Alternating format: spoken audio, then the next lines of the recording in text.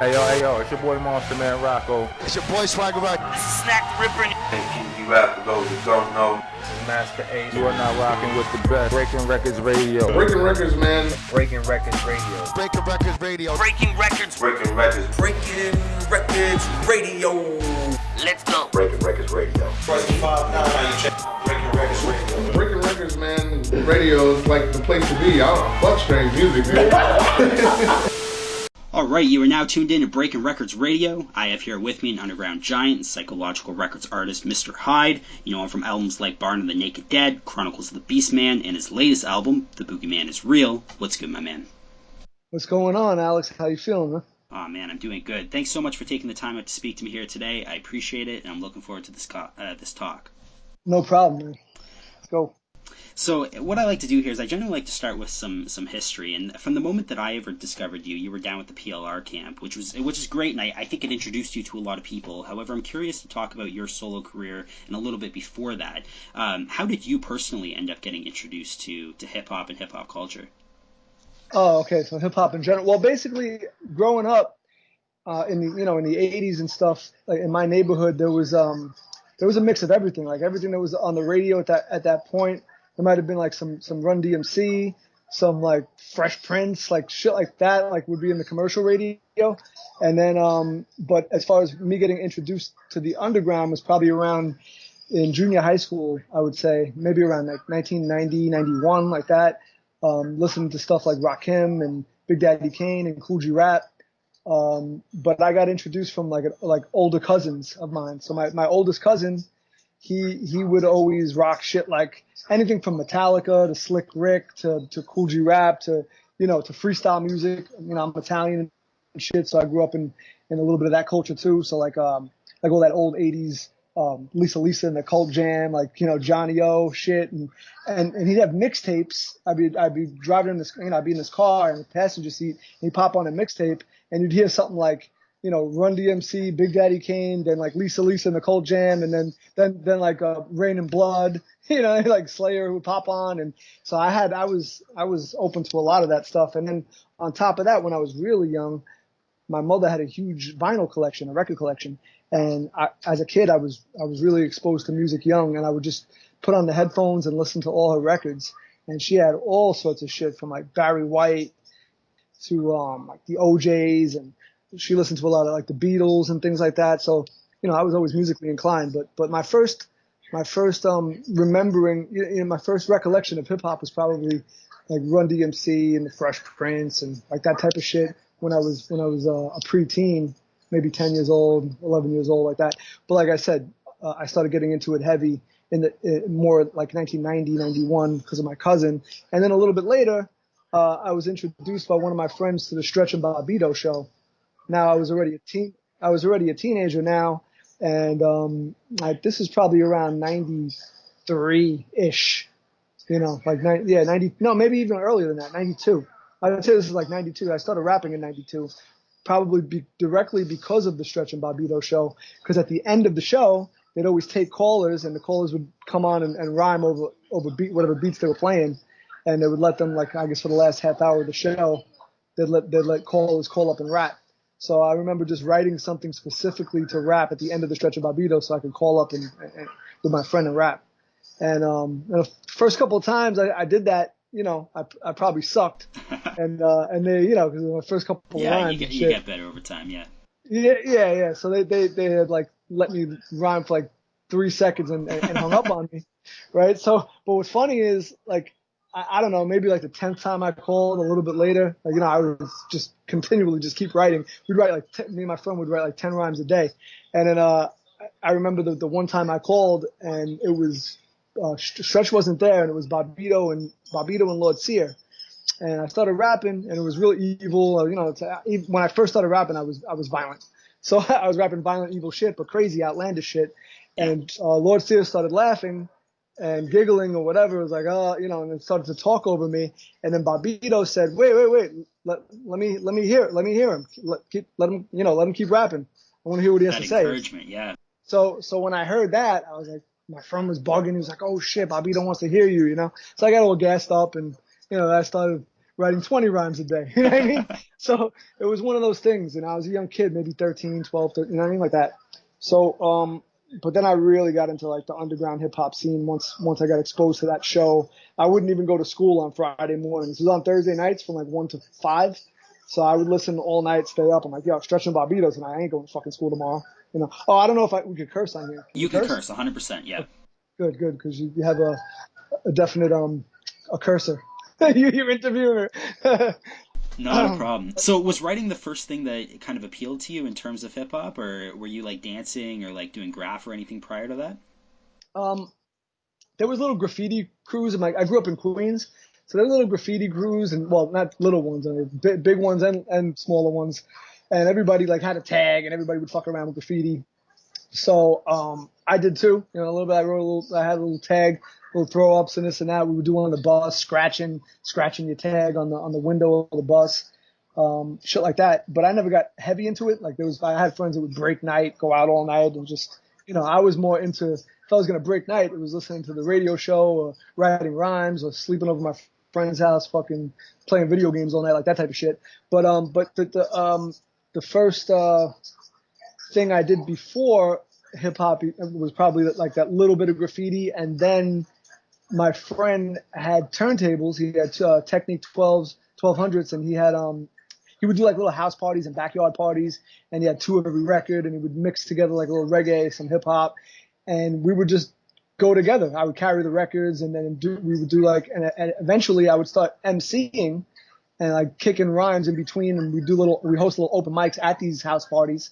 And that's kind of like where we started. I would kick the rhymes that I had wrote for the Stretch and Barbados show and kick them at house parties and backyard parties with my boy. And then eventually we started, like, we had the tape deck and a little microphone, and we started just using the B-sides of people's records in like 92, 93, and just rap over the beats of people's B-sides. And we had like 3-4 albums worth of other people's beats with our, you know, original shitty lyrics back then. Were you going by HYDE at that period of time? Not yet. Actually, my first hip hop name was The Catastrophe.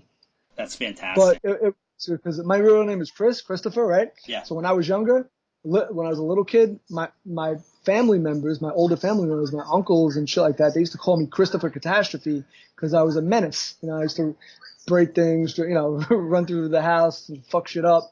You know, always be physical, want to wrestle with my uncles, and you know, just a crazy, energetic kid.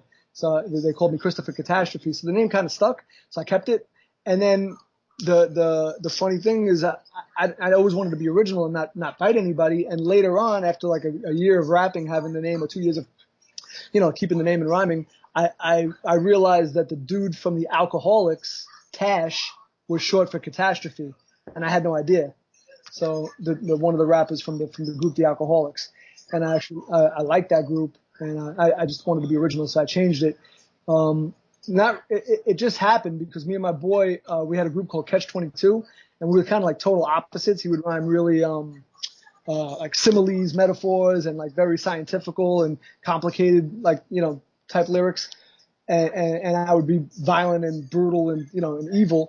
So we actually did a song called Jekyll and Hyde back then. You know, we had written one just for that, like kind of like a positive and negative type, you know, the Jekyll and Hyde type track. So then on the track I say on the song I said Mr. Hyde, you know, and personified myself as that. So I just kept it from there, you know. So it kind of worked. And at that point there was no Google and there was no, you know, so nobody else had the name. I never heard of the name before, and you know, nobody was really rapping brutal and evil back then. So, except a couple people like Bushwood Bill, you know, shit like that I had heard. And, so, you know, nobody had the name. And now there's the fucking energy drink, the pre-workout drink, Mr. Hyde. There's, you know, like, well, there's fucking 12 different rappers on Spotify and digital named Mr. Hyde. It's like nobody even cares anymore. Nobody has the decency to check Google and see that I've had the name the longest in hip hop. So like, it doesn't even matter. Even though I'm the most prominent, you know, I come up first and all, but still, I mean, my hashtags, when you click in my name, are flooded with all different Mr. Hyde bullshit. So, yeah. Fair enough. Catch 22, I've never heard your history there in terms of the group, but did you end up recording an album or anything under Catch 22 that was supposed to come out? I don't think anything actually came out, right? I did a demo when I first met Necro.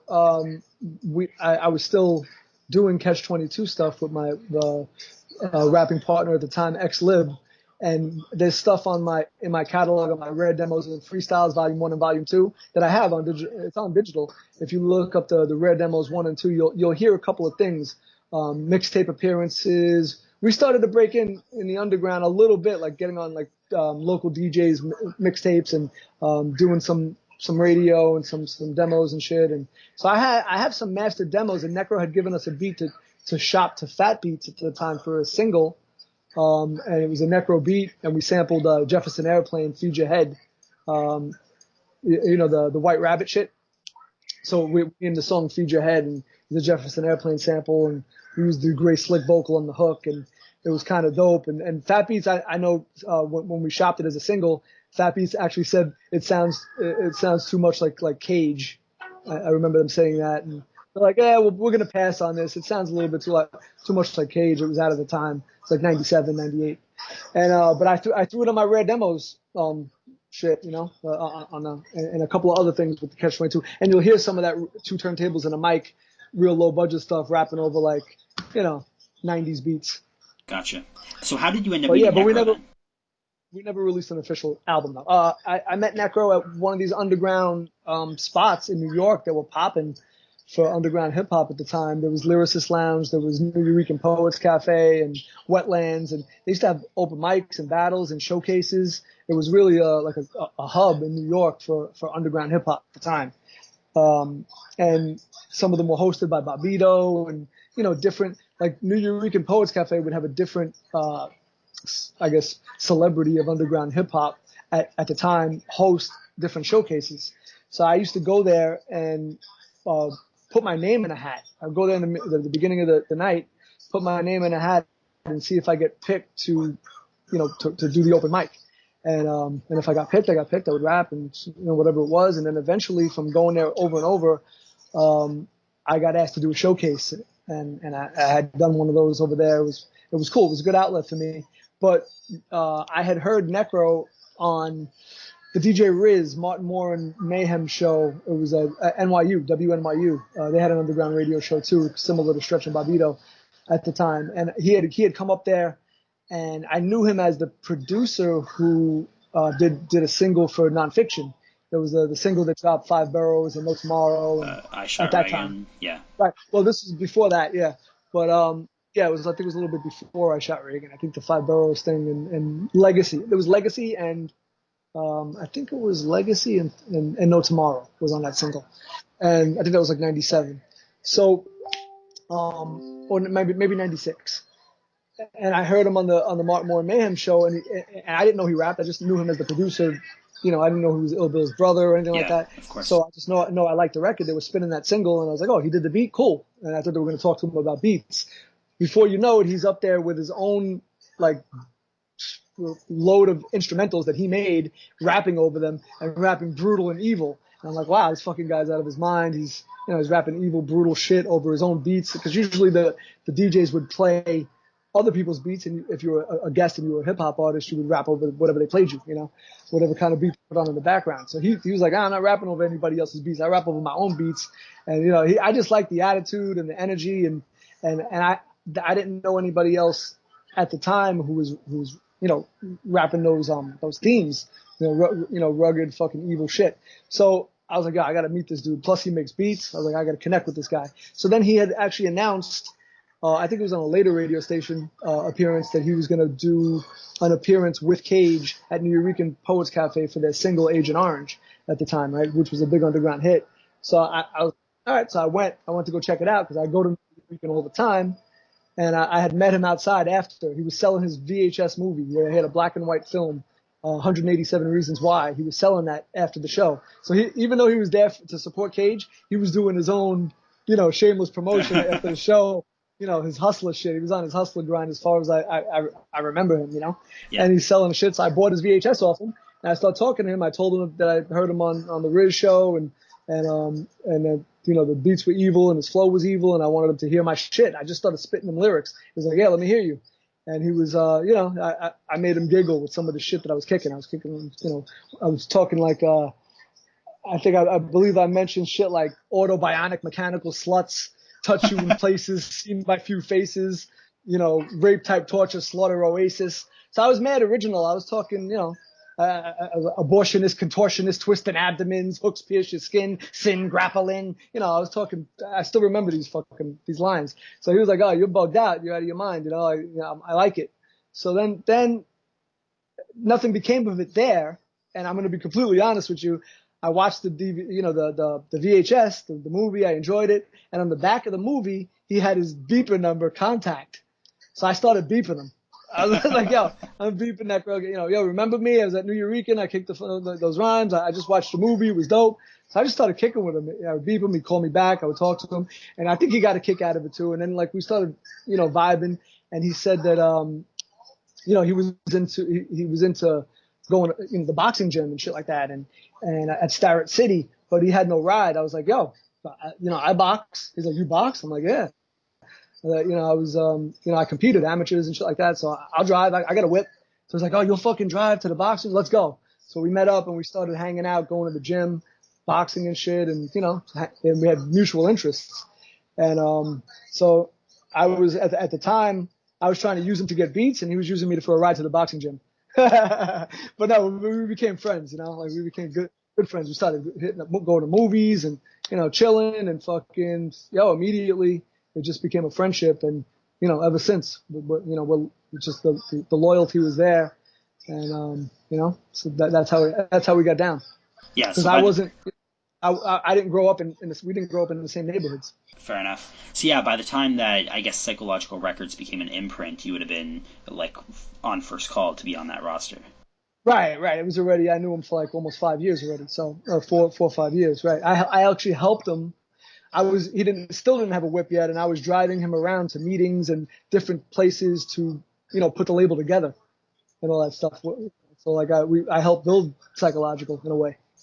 We talked about graffiti a little bit, and I think most people end up knowing you as a rapper, but I can't help but notice that the executive producer credit on the last few albums, at least in terms of yourself, how do you see yourself as a producer as of late? Do you see yourself at least getting more into that? Well, yeah, you know, I've always had a good ear for picking out samples and like sample digging and things like that. So if I hear something from, let's say, whether it's a movie soundtrack or something on the radio or just some obscure record, if I hear something that I feel like could be sampled and flipped, at first I used to just give it to Necro, be like, yo, flip this sample.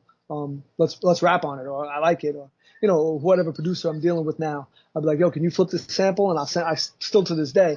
So that's kind of an executive producer type thing, because it's where the idea comes from. You know, if you get the idea of the song and of the beat and you know, and I'll even give them everything up to like the BPMs. I'll be like, yo, make this like 92 beats per minute. You know, give me some, you know, hi-hats. Give me some, you know, this needs some violin. This needs some keys. You know, so that's the realm of an executive producer. I don't physically, you know, man the MPC or the fucking ASR 10. I don't do any of that physically. But as far as my ear and kind of being like an orchestrator of how the beat should go, and you know, constructing the formats, I'm all about that. Even when a producer gives me a beat, and I like kind of like the skeleton, we call it, the skeleton of a beat, I'll take it to my engineer at the studio and we'll fuck with it. We'll make the drums thicker. We'll mix the whole beat. We get the beat stems, the wave files, and every instrument. We'll mix every instrument, and then we'll add things. My wife plays keyboard and bass and shit like that. She's a live musician, and we'll bring her into the studio to add keys and bass lines and shit like that. So definitely I'm hands on when it comes to that stuff. So I would say that's a executive producer credit, right? Yeah, fair enough, 100%. Mm-hmm. Tell me about the new album, The Boogeyman Is Real. What's this album about for those listening? How is it different from, I guess, the previous catalog that you put out?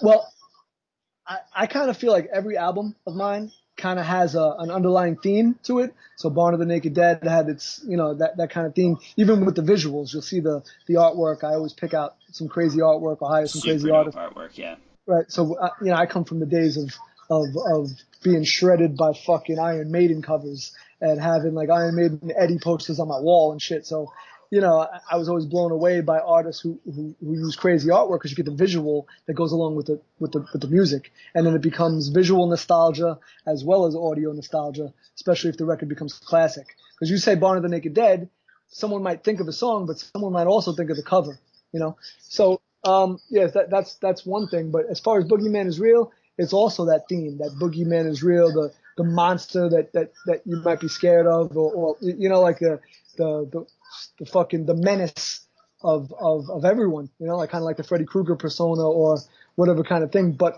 of in a hip hop sense. So it's like, it's almost become, you know, like the Boogeyman is a legend of horror kind of.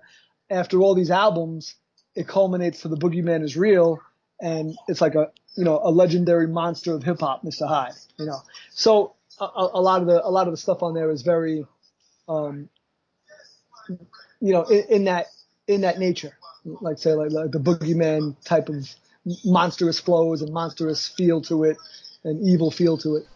Gotcha. You've always had great guest features on albums as well. I've noticed, like, over the past few, you've always had, like, really, really solid top-tier guests. This album, right, I think, kind of takes the cake. You have Vinnie Paz on there, you have Poison Pen and Terminology on a cut.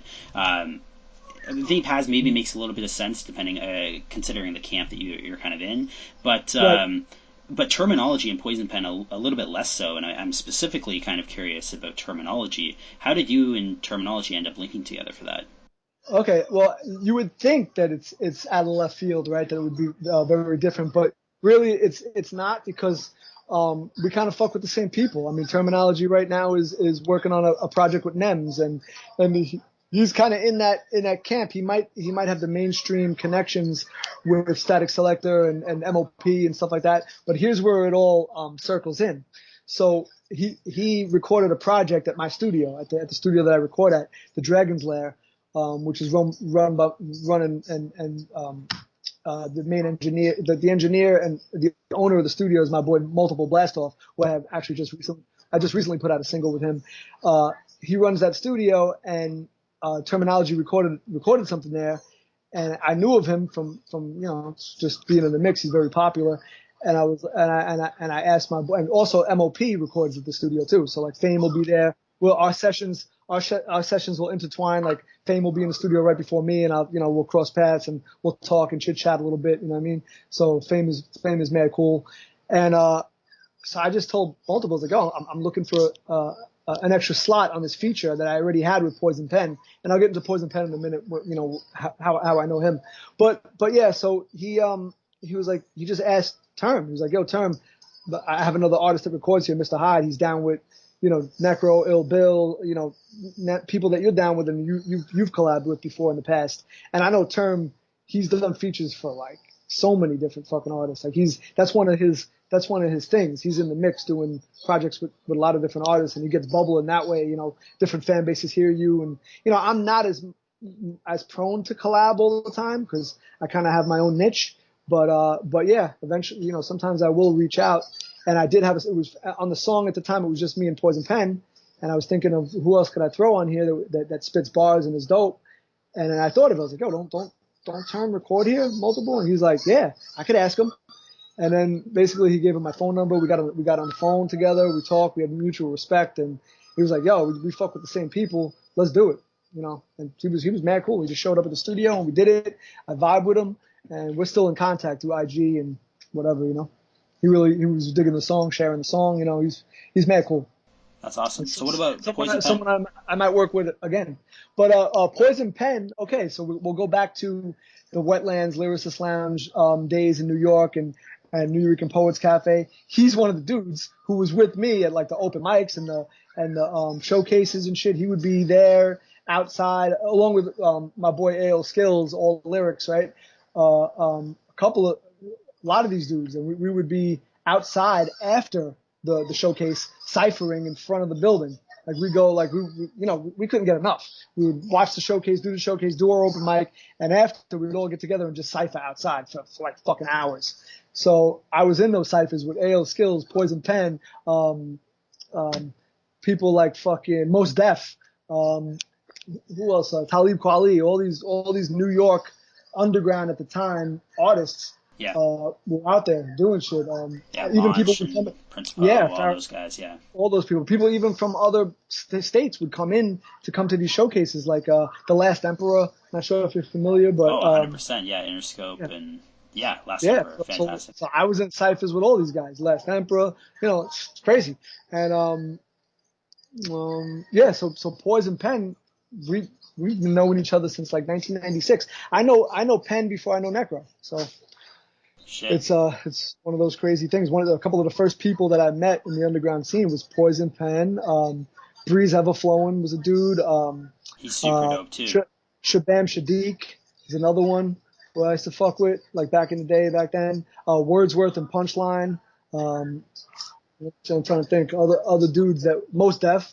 Me and Necro had just seen Mos Def, not that recently, but we were headed to a festival, I think in Norway, and he was in the same airport going somewhere, and I was like, yo, Mos Def, what up? And he was like, HYDE, what's up? Like, so he knew right off the bat. He was like, yo, like, cause he remembers us from that time. That it was a special time in hip hop, that early 90s thing, early to mid 90s underground rap scene.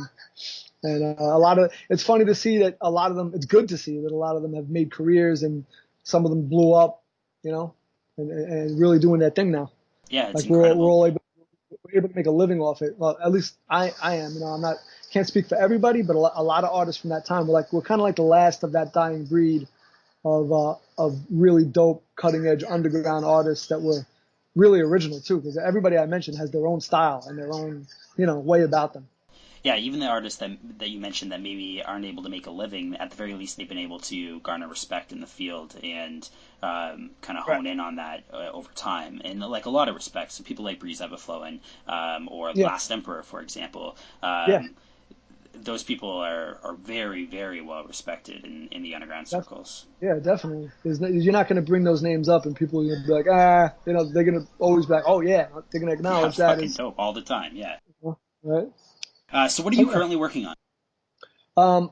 I'm working on a project right now called Bonnie and Hyde. It's me and my wife, because I had mentioned she's an original live musician. So we're doing an album from beginning to end, no sample free, all live instruments, mostly played by her. We may bring in a guitarist or a celloist or a cellist or something like that to come in and play some shit, but for the most part, it's all her doing the original piano, and we'll do some unique shit like have her play piano or play keyboard live and then sample it. So, to give it that effect, and then maybe add like a record crackle into it and just give it that edge. And so we're doing some real experimental creative shit. And I had dropped we had dropped our first single for it. Yes, it's Darkness. So that's her on the hook. She sings too, so you'll hear her on the hook in the intro, and she's playing the original piano and I think the bass line. That's a really dope cut. It's really interesting that you mentioned it's kind of a collaborative project with you and your wife, because that song specifically does focus a lot more on instrumentation than, say, a typical like Mr. Hyde song, right? There's long periods of time. I don't think you end up coming in until probably the second half of that song. Right. Yeah, she kind of does the first verse of singing. Yeah, fair enough. It's almost like that back in the day that Mary J. Grand Poobah song, right? Like what's the 411 hun, where Mary J's actually has a verse. She's singing her verse, and then the Grand Poobah comes in rapping. It's kind of like that, but all live instruments and dark, obviously. It's like a dark themes. So the whole album's like that, and it's very eclectic, from the instrumentalization to the sounds, like how, like the tones and the speeds and everything of each track. Every song sounds different, so it's all different types of piano and keyboard and instruments. So when do you'll hear there's more to come. When do you expect to put that out? I'm trying to drop that on our anniversary, which is November 24th, which would be kind of hot to drop it on our anniversary, Bonnie and Hyde shit. So yeah. Super dope. And I assume there's going to be physical releases for that as well, in terms of like CD and maybe vinyl or tape, or how do you feel about vinyl and tape nowadays? Because I know you don't put out a whole lot. Back in the day, Born of the Naked Dead had a limited vinyl run. I think it was 500, and very rare. I don't think I pressed vinyl again. Well, I did a single. Yeah, you did the vinyl 12 inch, single. yeah. There's a 12-inch for that. And then I did a vinyl single for Evil Never Dies, which was the Much of Madness, More of Sin, and Demon Chant. That was limited too, maybe 1,000 or something like that. But yeah, I kind of struggle to find the right vinyl distributor and right deal. Like recently, I wanted to do vinyl for Boogeyman Is Real, and I couldn't really get the right deal. A lot of these vinyl companies, they want to have the master of it, and then have not own the master, but like have the waves, and then you don't know if it's sold out or not, if they're repressing it and cutting you another check. They'll cut you a check up front and press the shit, but how am I going to tell if it's sold out in 2 weeks and then they pressed it up again? I don't get another check. You know what I mean? I can't. I don't see their books in inventory. So I'm kind of skeptical about that. What about if tape? I had a, because I know tapes are cheap. Yeah, tapes are cheap. I have to look into that. To be honest with you, I've never even delved into pressing cassette, so I don't even know what the rates are. You say it's cheap. I'm sure it's much cheaper than vinyl, but I just don't. I'd have to find the right contact or shop around for that. But yeah, I kind of would. Maybe I would press a limited 100 tapes, or maybe do something where I press up tapes and then add tapes to anybody who pre-orders on my website, the physical. If you pre-order the CD, you'll get a tape, something like that. Yeah, I know over the last few years, tapes among at least the underground hip hop community has become more and more popular. Yeah, and I think your sound would at the very least work on tape, and the artwork's really dope. Yeah, novelty. Yeah. Yeah, it's a novelty item. I have an I Need Drugs tape. Necro had pressed I Need Drugs tapes back in the day. So, I mean, I something we could look into. And I really do want to press vinyl for this record because it does have that live vinyl feel. Like a record that should be on vinyl. So where can people find you for people listening at home? Where can people stay up to date with current music? You can go to, go any digital I'm on all digital platforms, Apple Music, my Spotify is there. You can find me all digital. Just look up Mr. HYDE, and you'll know it's me from the evil artwork. So there's a bunch of different Mr. HYDEs that might get confused with me on digital, but my artwork is the rugged, crazy, metal looking artwork, and or horror looking artwork. And my Instagram is Mr. HYDE PLR. So it's just same thing for Twitter, Mr. HYDE PLR. It's the same handle. Same thing for Facebook. My official fan page on Facebook is Mr. HYDE PLR.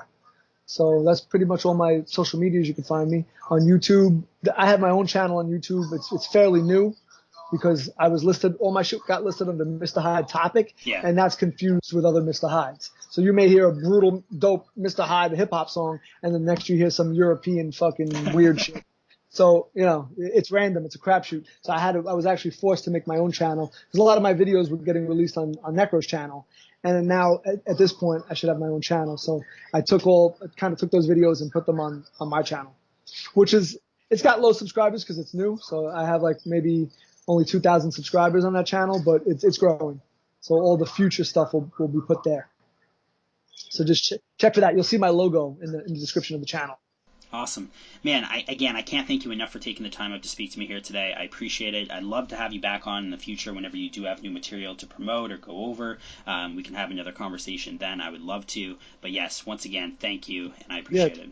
Yeah, sure, man. Shout out to Necro. Shout out to my wife, Sherry Rain, who also she's a solo artist as well. So when you check out the song Darkness, the new single, if you click on View Artist and you click on her, she has her own catalog. So it's pretty ill. And that's about it. Look out for that Bonnie and Hyde record and more singles and actually some more collabos in the works. Perfect. Okay. You have yourself a wonderful night. Thank you so much. Alex. Thank you. Peace. All right. Peace, man.